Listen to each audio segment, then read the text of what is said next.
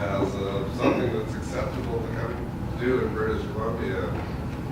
The deputy minister and assistant deputy minister and director were shaking their heads and thought, maybe that's something they could budget for. So hopefully that goes somewhere. I met with them after that, Jerry. I met with Jen, and I think there's an opportunity for that under that improving wildlife model that you're involved in. They have a funding mechanism for communications. It's about $250,000 this year, this fiscal, so it's not a big amount of money, but there is some money for that. But Jen was also suggesting there's probably other divisions like tourism that we could look for funding. Like, don't just look inside the hunting community for this. Maybe there's an opportunity under tourism. She seemed to think there was. So that's another opportunity to explore for us as well, right, in terms of funding. I'll add one other thing. This came up, somebody I spoke with recently. I think for the people in the room, one of the best things we could do is within our community of buddies, family, friends, whatever, that hunt, is not just let them know about the program, but also don't hesitate to call them on things that hurt us, right? Like say predator hunting. I can think of a whole lot of, or trafficking, I can think of a whole lot of hunters that would be happy to throw that under the bus because they're a meat hunter. I got something I would say right now, but I won't for the interest of the group, but like we need to educate our own community on some of the intricacies of this community. Right? So if a person's like, I'm a meat hunter, I would never kill a wolf, or I would never kill a bear. Well, bears are obviously fine to eat. Wolves never had them. Maybe they're okay, don't know. But the point is that it's not about them. There's a big picture here, right? And whether it's wolves, coyotes, bears, cats, whatever, that's a hot button topic, obviously. And sometimes we do ourselves more harm than the antis do. So my ask of this audience is to go to friends and family that you hear say things that are like, yeah, that's bullshit, and call them on it. Or let me rephrase it, help them get educated on it, because we need to be able to speak to that stuff. Because when we do have an interpersonal interaction with a non-hunter, or maybe even an anti-hunter, and we can speak to that intelligently, it's a totally different conversation. It's a totally different, and guess what? They need to be managed. That doesn't work. As much as it's true, it doesn't work. And so it's on us to also help our own peers be our ambassadors, right? As much as that word gets overused. Anything else? Anyone? I know you guys are fairly busy, obviously, working on this, but I'm wondering if just like a little bit of a toolkit for people, just a few little questions on how they can answer things, because we're the ones that are speaking of it to other people, right? And, you know, I even get questions at work. I work right downtown Vancouver, and people ask me questions, and I'm like, oh, like I'm not sure how to answer them all the time, but just like a little like checklist or something you could throw out to us as hunters, because we're used to answering it in a different way, right? For us, it's normal. It's like, what, you don't understand that? How can you not understand that? And they're like, no, we don't understand that. So maybe just even something little for people, like in an email or just...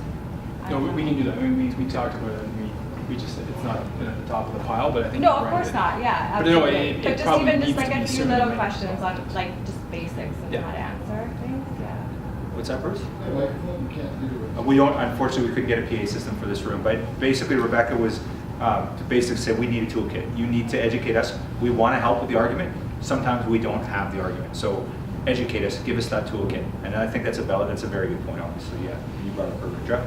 You know what's been, I would say, really valuable for me is actually the podcast world, like for answering some of those things, for having some of those preconceived, like, oh, this is how I just answer the question, because it's like, it was what everybody else has always said. Why do you do this? Because of this. And you know, you get the right guests on specific podcasts that are willing to, I think that podcast environment creates a conversation where people challenge each other, not just sit there and challenge each other, but open up the conversation. And if you actually sit there and listen to a handful of them, you know, the players in the game, I guess, and from various different angles, and sit there with an open mind, then that becomes those tools that I use, at least, That's where I get my That's how you toolkit, do right? it. Where I'm like, you know That's what? a good You idea. know what? I've sat there and I've said this over and over and over again, but I sat and listened through them talk about it. That's great. And now I go at this Yeah. angle because of this, right? So through our Hunter Heritage, through our e-blast, we've done the odd article that discusses this sort of thing, and not specifically, but we would say, hey, here's a Hunter Heritage related. I think that's something we could develop, and like, so it helps us if you say, hey, look at this content, and maybe you want to share that, so you guys can help us too, and then we can share that in our e-blast.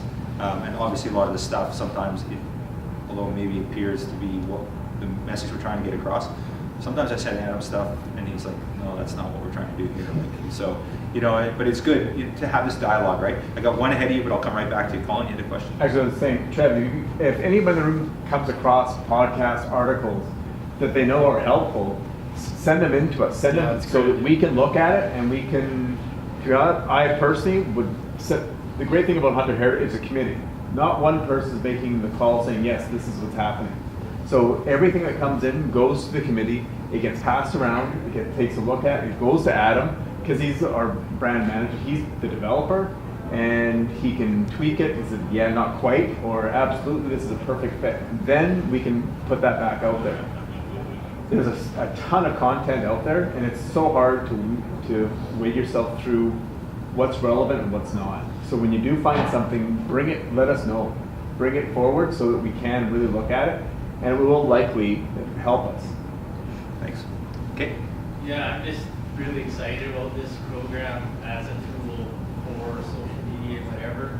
And a tool that I've been using up until this point, like podcasts or whatever, but that you guys have probably seen that Donnie Bids Who We Are. Yeah. I think to me, I share that, or if I have someone on the fence or whatever, I'll watch that clip, and that has been an amazing tool for transitioning from I'm a trophy hunter, all I want to do is kill the biggest thing, to understanding what's involved in a hunt and all that. I think he's done an amazing job Yeah, he has. for just pulling people from every avenue and actually getting it.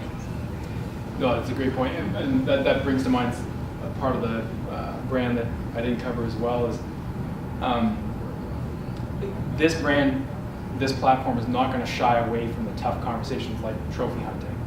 We just can't lead with that because we'll lose them right at the gates, right? We got to funnel really wide, won't be all the people, but more and more people into the world, and then we can explain what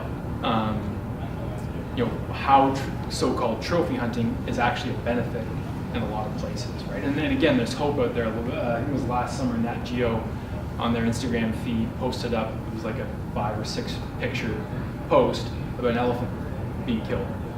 First post is the hunter on the ubiquitous African standing tripod or shooting sticks, and then each picture after that was hunter, dead elephant, chop, chop, chop, chop, chop, red patch of grass.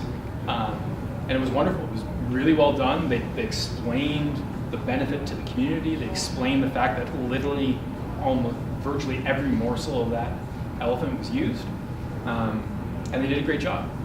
Unfortunately, if you read through the comments, you'll get cynical, but the point being that they did a good job, right? So, there's hope out there. I firmly believe, I know Kyle, you believe, the community believes that if we put the right stuff out there, at some point here, the job's going to start to get done for us, but we just got to get the right material out there that's going to connect with people. Like 80% aren't making cynical comments. No, they're not. They're not, Cares? right? Well, the loudest people aren't the biggest, cohort or whatever numbers, right? Quick thing I remembered on that Ranella podcast with that guy Blaskovich. That's on the 1Campfire website. I think it's under podcasts. I can't remember where it is, but there's not that much content on there right now because it is just this industry launch. But click through the tabs, and we've got a link to that podcast on there as well. And that's a really good one as far as just getting your head wrapped around the things that the non-hunting community actually will pay attention to as opposed to the things we think they'll pay attention to. So that's a good start. Anything else? Well, thank you guys for all your support. First of all, for attending, and then we've got phenomenal support for this program, and we've taken this show on the road. We've talked to lots of people, and we haven't got pushback from anyone. There hasn't been anyone that says this is wrong. You guys are on. It seems to be a need. We have a lot of support for it.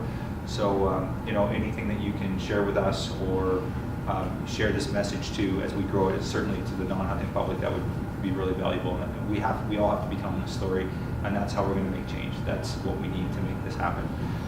You know, us just putting a website out there and not directing people to it, it's going to make it more challenging. So you guys can make a difference. So thanks for your time. And like I said, there's our committee. Come grab any of us at any time with any questions. And I'm easy enough to find on the website. I'd be happy to talk about this to anyone at any time. So thank you. Thanks